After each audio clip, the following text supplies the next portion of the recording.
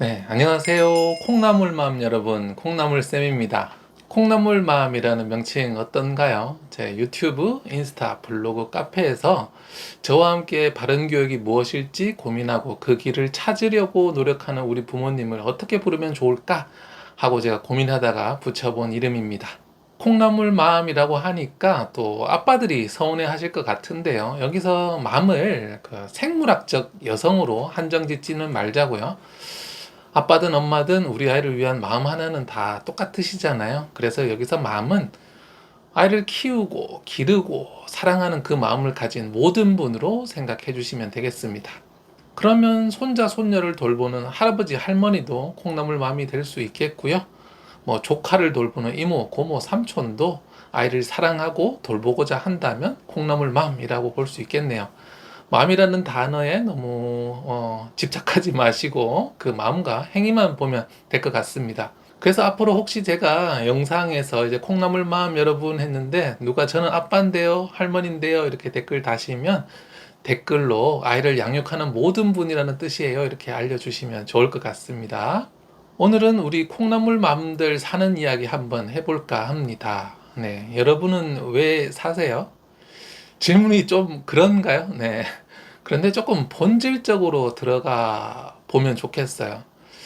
톨스토이가 인간은 무엇으로 사는가 하고 물었잖아요.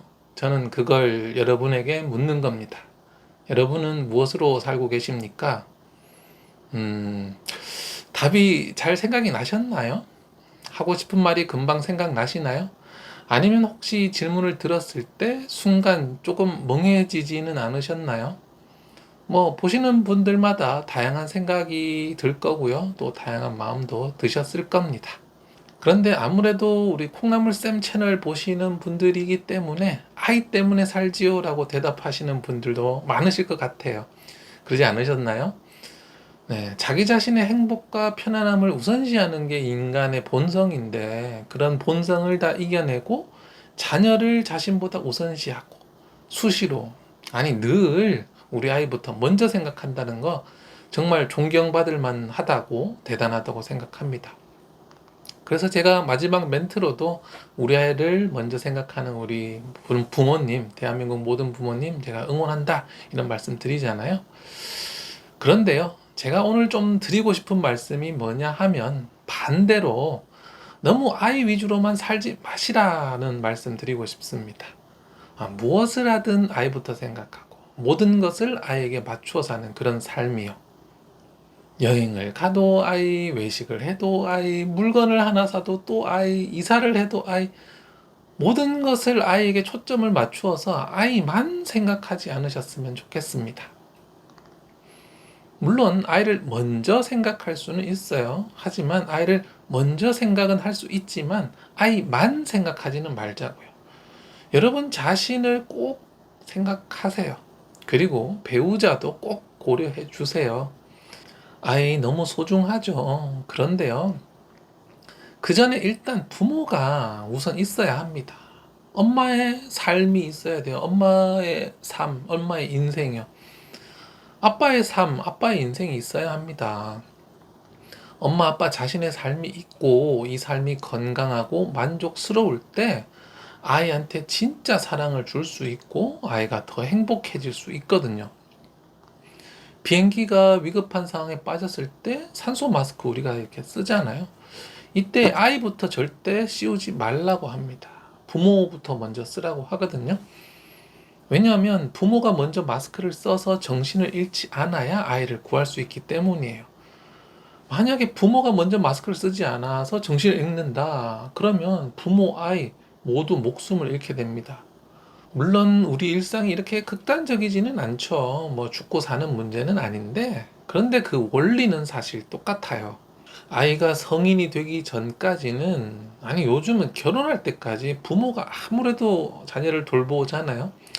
사실은 뭐 손자, 손녀 봐도 또 돌봐주고 영원히 돌보게 되는데, 그런데 그렇게 그런 평생 돌봄을 잘하기 위해서라도 부모가 더 건강하고 더 편안하고 더 행복해야 합니다. 부모가 마음이 편안하고 행복할 때 아이에게 그 편안함과 행복을 전해줄 수 있어요. 내 삶의 여유와 행복이 나의 말과 행동에 모두 녹아 나오는 거거든요. 내가 힘들고 빡빡한데 아이에게 신경을 쓴다? 그러면 이게 좀 자연스럽거나 좋거나 그렇지 않고 뭐 짜증이나 안 내면 정말 다행이죠. 내가 너무 힘든데 아이를 쭉 계속 신경 쓰고 나의 욕구보다 아이의 욕구를 먼저 계속 신경 쓰다 보면 나의 에너지가 고갈될 수밖에 없습니다. 에너지 고갈이 뭐 하루 이틀 한 번, 두 번 뭐 괜찮아요. 뭐 그러면 사람이 또 쉬면 회복이 되니까. 그런데 이게 계속되면 안 되는 거예요. 그런데 우리 엄마들, 우리 아빠들, 우리 콩나물 맘님들 아이 태어나서부터 아니 임신하는 그 순간부터 지금까지 늘 아이만 생각해 오셨잖아요. 내가 힘들어도 내가 희생해도 우리 남편이 힘들어도 희생해도 아이만 행복하면 된다 그러면서요. 잘하셨고요. 너무 잘하셨는데 이제는 너무 그러지 마세요.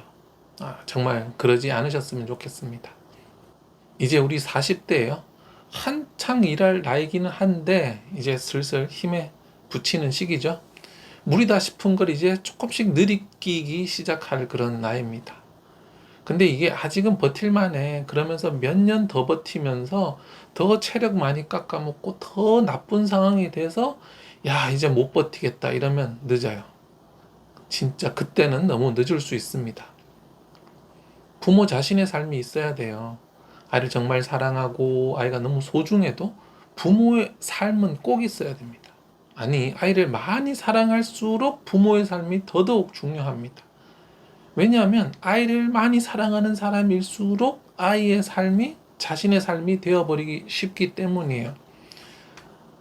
근데 아이를 아무리 사랑하고 정말 내 몸에서 낳았지만 아이 인생이 내 인생은 아니거든요.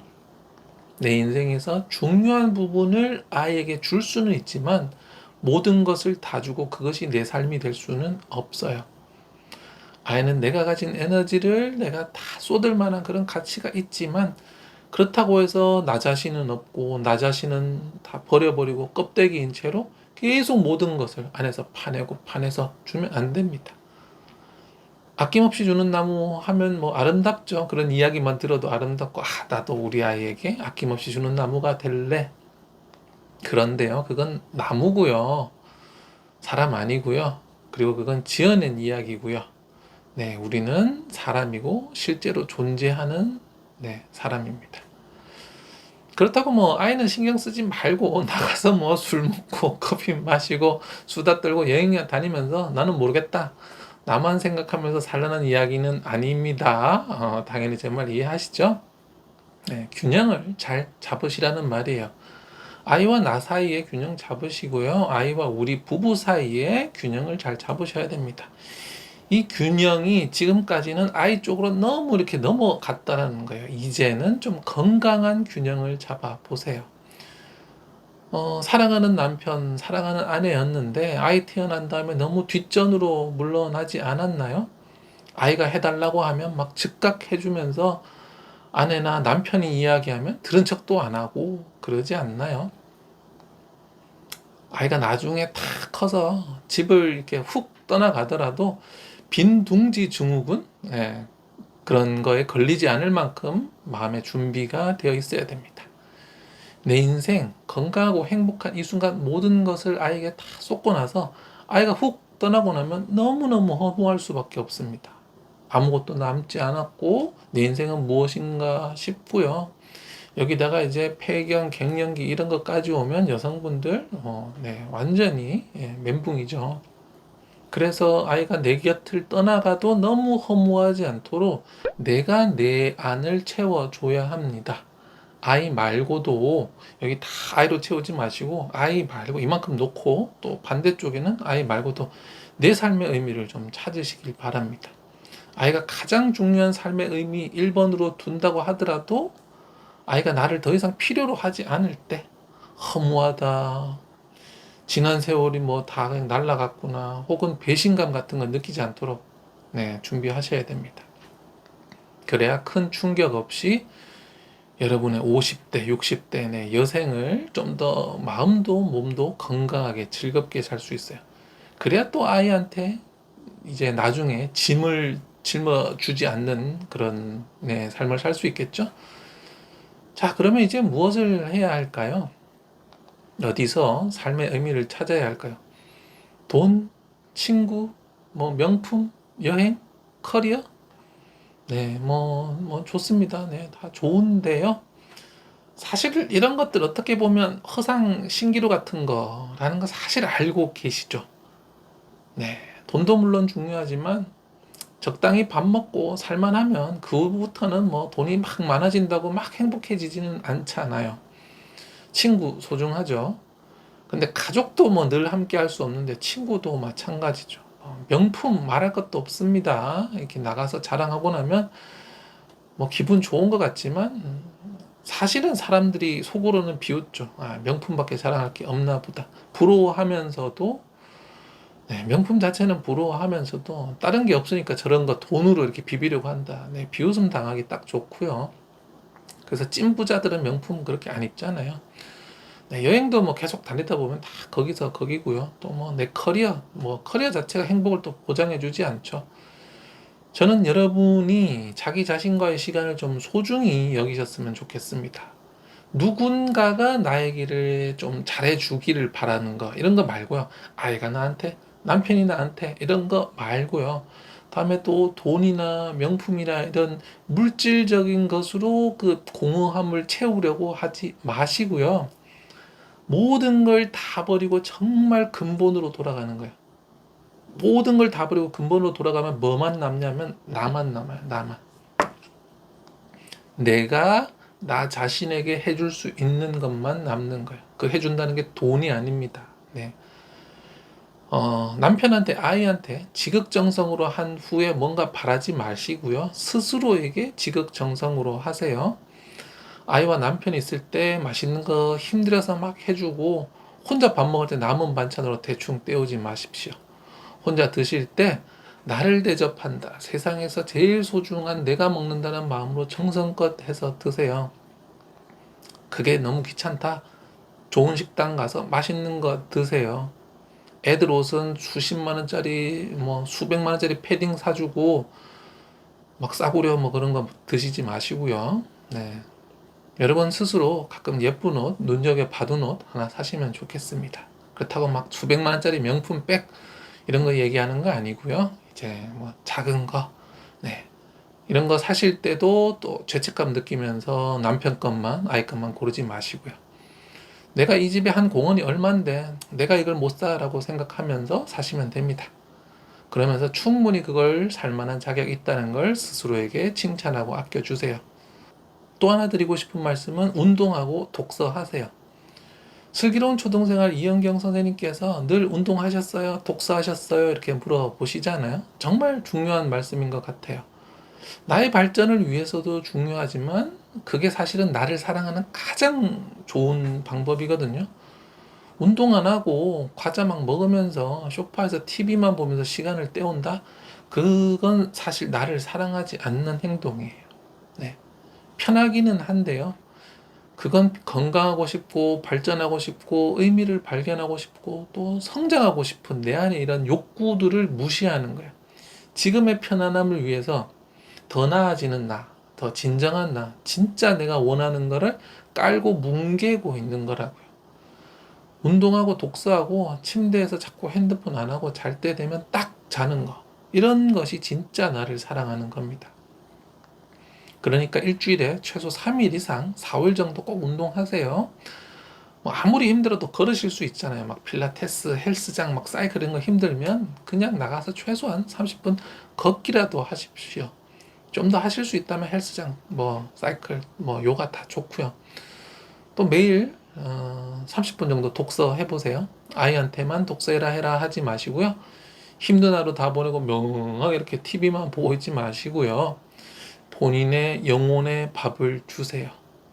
조용한 방으로 들어가시고요. 30분간 아이들한테 출입금지 시키시고 클래식 음악 하나 딱 틀어놓고 조용히 책 읽어보세요. 책을 읽다가 계속 읽는 것이 아니라 멈춰놓고 사색도 하고 멍 때리셔도 돼요. 또 자녀교육서 제 콩나물쌤 책도 좋은데 또 뭐 소설, 고전 이런 인문학 책도 좀 읽어보시면 좋겠습니다. 아이에게서 벗어나서 내 인생과 나에 대해서 생각해 볼 수 있는 그런 책들이요. TV 보고 있는 것하고는 또 전혀 다른 방식으로 힐링이 될 겁니다. 아주 조용한 공간에서 조용히 책에 빠져들다 보면 그 안에서 이 내 마음 속에서 드러나는 어떤 작은 목소리들 만날 수 있거든요. 근데 이제 아이랑 정신없고 TV 유튜브 보면서 정신없으면 절대 만날 수 없는 저 밑에 있는 나요. 한번 꼭 해보셨으면 좋겠습니다. 사고 싶었는데 못 샀던 예쁜 옷 한번 큰맘 먹고 사보시고요. 혼자서라도 백화점 식당 가셔서 맛있는 거 드시고요. 친구 없이 혼자 가셔도 괜찮습니다. 그 순간에 나를 만나보는 거예요. 나를 대접한다. 집에 와서 아무도 없는 방에서 클래식 틀어놓고 30분 정도만 책 읽어보세요.